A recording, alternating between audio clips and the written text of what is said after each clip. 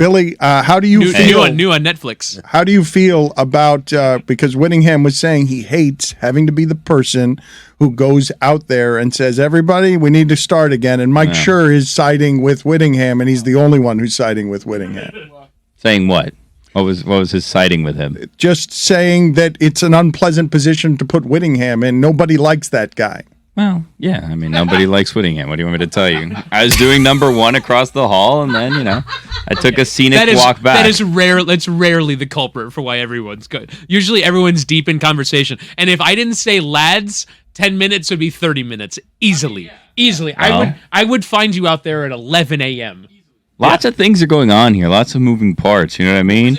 I had a dream last night that Mark Anthony died. I had to tell Hildy about that. That was a whole thing. She was very traumatized about it. Turns out it wasn't true, but I was worried about that. Then I told her you may have to look into Billboards. There's lots of things going on at the same time, Oh, that's right. Mike Schur, you don't know this, but we are talking to billboard companies because we're feuding with Bills Mafia now because Billy Gill has said that Josh Allen has a stupid face, so we're looking for billboards. We want to run counter to America's most popular team, leading Billy Gill into the breach. Well, I have a question for Mike because you are someone who runs a very successful company. You're a titan of industry, if you will. Yeah. So we got our legal advice from a Penn and Teller show that Amin saw last night, and we're wondering if it's liable to put on there that Josh Allen has a stupid face. And Amin said that Penn or Teller, whichever one talks, said no, that he's good. He's fine to say that. That's just an opinion. I don't think you're in any legal difficulty by doing that. If we used a photograph of I have Josh no idea. Allen? I'm not a lawyer, but I don't think you're. Can we I think you can say someone has a stupid face on a billboard. Can we use a photograph of Josh Allen's face to illustrate its stupidity? That I don't know. I would say that given he's a public figure, there's fair use issues here, but also you're undoubtedly just going to rip a photo off the internet that's copyrighted, and then you'll get in trouble. No, we got to find one that's public domain or take one ourselves, I think. We've got a Getty account, don't we? Oh, how about this? Does this cover us if we do a screenshot of a Google search so you can just see at the top Josh Allen, and then we're clearly showing we don't own the photo? No, you don't get to use a photo just if you prove that you don't own it. You're just doing the other lawyer's legal work for them. I have an idea. What if we get Mina to do an artistic watercolor rendering of Josh Allen and get her permission to use that? And then we're putting our own spin on it, so that constitutes as fair use, right? And then we're putting an opinion next to it, and it's a Billy Gill quote. We have to bleep quote. her name, though. I don't think she'd probably want her. She doesn't want to be within 1,000 miles of these shenanigans. Neither but do also, you get in trouble for that too sometimes. Like Shepard Fairey Hope poster, the Obama Hope poster was made from, I believe, a copyrighted image, and there was a whole legal battle over that. So you'd have to someone would have to truly make a painting based on watch a game that he's in and just capture an image that is not already a photo. We can get one of those people from the Santa Monica Pier to do one of those cartoon caricatures, right? We probably need to talk to legal experts here. I mean, no matter what, it definitely feels like this is worth it. So I would try really hard. No, don't say that. This definitely feels like something that's worth all of your time and money and energy.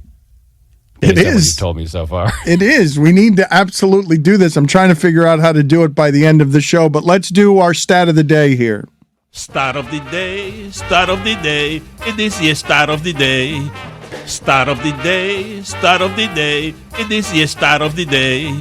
Start of the day, start of the day, it is your start of the day. Start of the day, start of the day, it is your start of the day.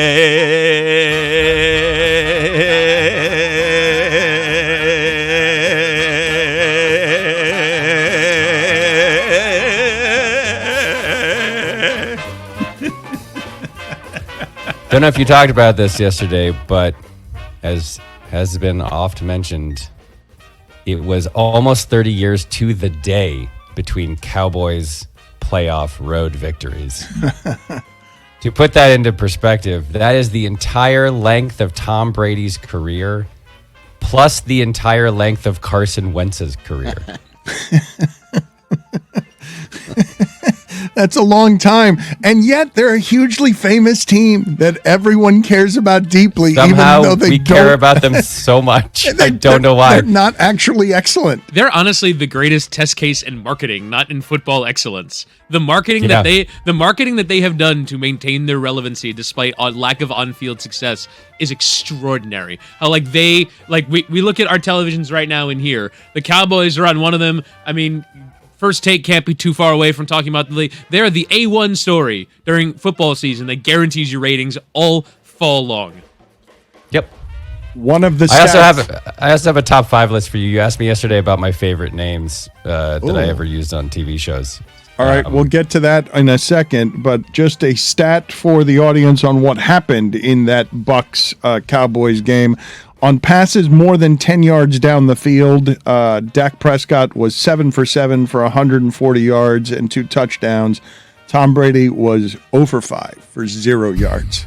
That's how that season petered out. And I want to know from you, Mike, because we were talking about this earlier, what do you think, not is going to actually happen with Tom Brady, but just your general perception of what America thinks is about to happen with the next step of Tom Brady? What would the majority of people who are sports fans think is going to happen next?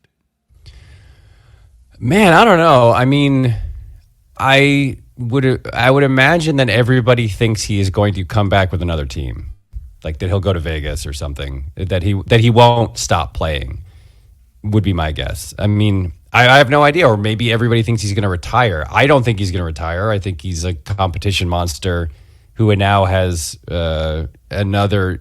He's always just been a chip on my shoulder guy. He's still barking about being drafted in the 6th round after his 7th Super Bowl. Like that's what drives him and makes him happy somehow or another. And I just don't think he wants to go out with an 8-9 season and a home playoff loss. I think he's going to come back. And I would imagine that most people in America don't know a world without Tom Brady. Like he's been playing football for more than half of the lives of a very large number of sports fans. So like I would imagine that most people just think of him as like a person who's always going to play football and that he was never going to stop. I guess why would they think differently? The betting favorite, weirdly to me, is that he goes back to Tampa, which is not what I thought most people would think. But Ben Volin brought a stat to the table where he, and I guess this isn't surprising, but it should be, that Tom Brady has played in 3 times as many Super Bowls as he has wild card games. Because he always has the bye. A first round bye. He always has the bye. He never even has to bother with the last game that he played in. He gets to the Super Bowl 3 more times than he has to play in a wild card game. Go ahead and give us the top 5 there that you have of your favorite names that you've ever used in any of your television shows. Number 5. Well, hold on. I got to explain this for a second. The deal with this was I used to look on people's like IMDb pages and it would say, man with hat or woman number 2. And I always thought that was kind of a bummer. Like if I were an actor and I got even one line on a TV show, I wouldn't want to have it be on my credits as like guy in crowd. So I decided that for as many characters as we could possibly do this for, even people with waiters who came in and said like, can I get you anything else? Whatever. We were going to give them first and last names. So that when in the future, when they were like, hey, I was on this episode of Parks and Recreation, people would look and they would say like, wow, here's a full name of a character. This person must have been important instead of guy with fork. So inmate number 2.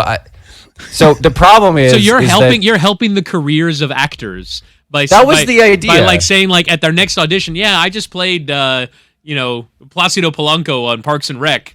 And, exactly. Yeah. Yeah, and then and they don't know what that is, so they think like, wow, if it had a first and last name, it must have been a serious thing.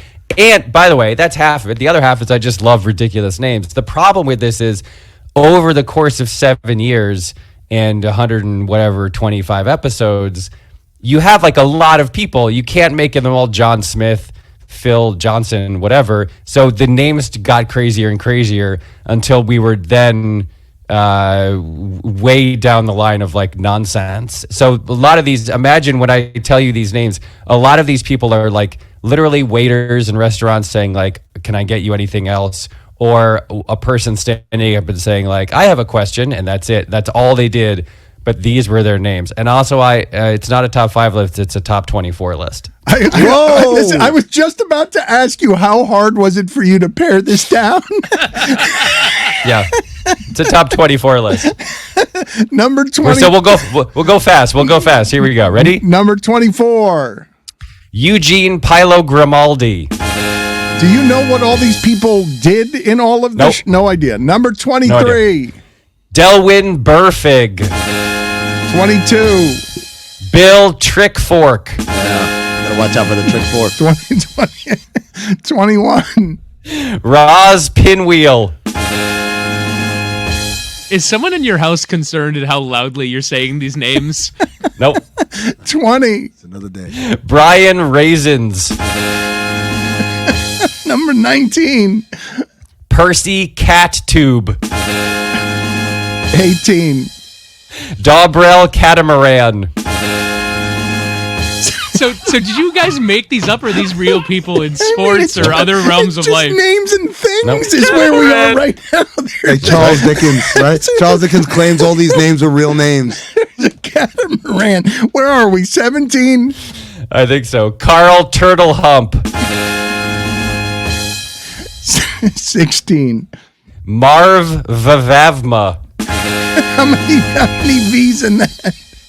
There are 3 V's in that name. That It's sounds only V's, anatomical. A's, and M's. Does it start with 2 V's? No, it's just VAVAVMA. 15. Lavondrius Meagle. 14. Sassandra Sassasnorp. Wow.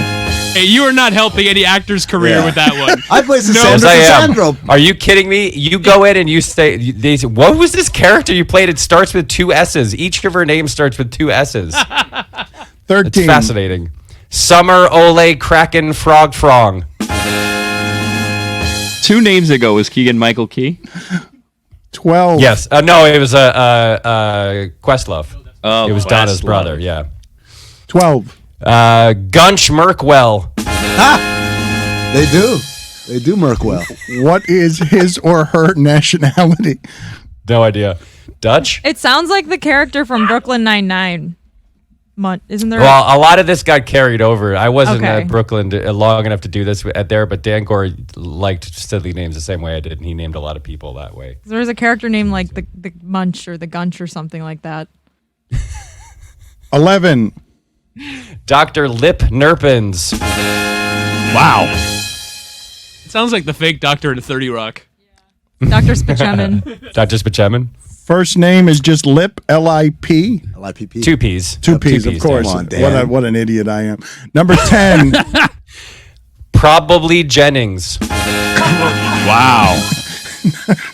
Number 9. Gretzky Susan Pellegrino. Didn't she Gretzky make Gilmore Susan is Girls? hyphenated. Gre- Probably L-E-E at the end. Gretzky Susan is hyphenated for the record, and also there are like 11 names in the show where we just put Gretzky in as one of the names. I don't know why. I'm not a Wayne Gretzky fan or anything. It just kept sneaking in there. Number 8. Walden Wensythe Hofstreich. Wow. The third? Nobleman. 7. Eleanor Puntruppel. Why did you do 25? Was there an outside looking in? Just these. I was gonna do 5 with 19 OLIs, but then I just decided to do all 24. OLI, Stetson Bennett the Fourth. Number 6. Judy Zapasapaz. Number 5. There's a story behind that one, which is I named her Judy Zappos, like the shoe company, and I was like, well, that's a shoe company, we'll get sued. So that I took the word Zappos and flipped it around and added it on, so it was Zapaz. But then I liked the way that looked, so I took that whole thing and I just doubled it, so it became Judy Zapasapaz. Did you actually ever get in trouble with making a mistake anywhere around here because there was something you didn't know that you did early on? I don't think so. I don't think anyone cares. Wait till that. I don't know where your countdown is, but I think I'm at number 5 now. Wait till that lawsuit comes in from sapaspaz.com. Number 5. Turk Raster Snike. 4. Jaquiz upon Gretzky Lurpus. The name of a British town. That's exactly what it is. 3. The quiz? Tadnork Sprumith. These are now Keegan Michael Key names. Number 2. Tony Strunkfuster. And the number one. I got Roy. You did. I got Roy. Look, I got him. That's gonna be a suey laugh. I have not heard Roy laugh that way before. Number 1. Andrew Luck. Very good. Well done. The real Andrew Luck. He played himself.